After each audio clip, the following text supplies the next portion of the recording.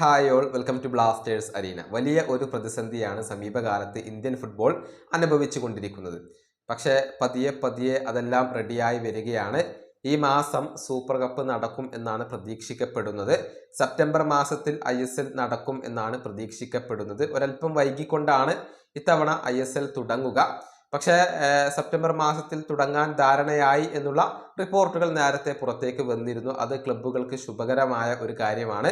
അതുകൊണ്ട് തന്നെ കാര്യങ്ങൾ സാധാരണഗതിയിലേക്ക് തിരിച്ചെത്തുകയാണ് എന്ന് ആശിഷ് നേഗി റിപ്പോർട്ട് ചെയ്തിട്ടുണ്ട്. പല ക്ലബ്ബുകളും തങ്ങളുടെ പ്രവർത്തനങ്ങൾ സസ്പെൻഡ് ചെയ്തിരുന്നു. അതായത് ISLന്റെ കാര്യത്തിൽ ഒരു വ്യക്തത ഇല്ലാത്തത് കൊണ്ടായിരുന്നു സസ്പെൻഡ് ചെയ്തിരുന്നത്. ഇപ്പോൾ ആ ക്ലബ്ബുകൾ എല്ലാവരും തിരിച്ചെത്തുകയാണ്. പ്രധാനമായും എടുത്തു പറയേണ്ടത് ഒഡീഷ FC തിരിച്ചെത്തി എന്നുള്ളതാണ്. അതായത് താരങ്ങൾക്ക് സാലറി നൽകുന്നത് ഒഡീഷ FC ഇപ്പോൾ പുനരാരംഭിച്ചിട്ടുണ്ട്. മാത്രമല്ല മറ്റു 2 ക്ലബ്ബുകൾ പുതിയ താരങ്ങളെ കുറിച്ചുള്ള അന്വേഷണങ്ങൾ ആരംഭിച്ചു കഴിഞ്ഞിട്ടുണ്ട്. അതായത് ട്രാൻസ്ഫറുകൾ നടത്താൻ വേണ്ടി മറ്റു 2 ക്ലബ്ബുകൾ ശ്രമിക്കുന്നു എന്നാണ് ആശിഷ് നേഗി റിപ്പോർട്ട് ചെയ്തിട്ടുള്ളത്. പതിയെ പതിയെ ഇന്ത്യൻ ഫുട്ബോളിൽ കാര്യങ്ങൾ സജീവമാവുകയാണ്.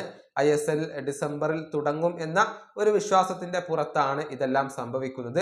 മാത്രമല്ല സൂപ്പർ കപ്പിൽ ഒട്ടുമിക്ക പ്രധാനപ്പെട്ട ക്ലബ്ബുകളും പങ്കെടുക്കും എന്ന റിപ്പോർട്ടുകൾ പുറത്തേക്ക് വരുന്നുണ്ട്. കാരണം ACLനുള്ള ആ ഒരു സ്പോട്ട് അവിടെ ലഭ്യമാണ്. അതിനു വേണ്ടിയാണ് ഒട്ടുമിക്ക ക്ലബ്ബുകളും പങ്കെടുക്കുക.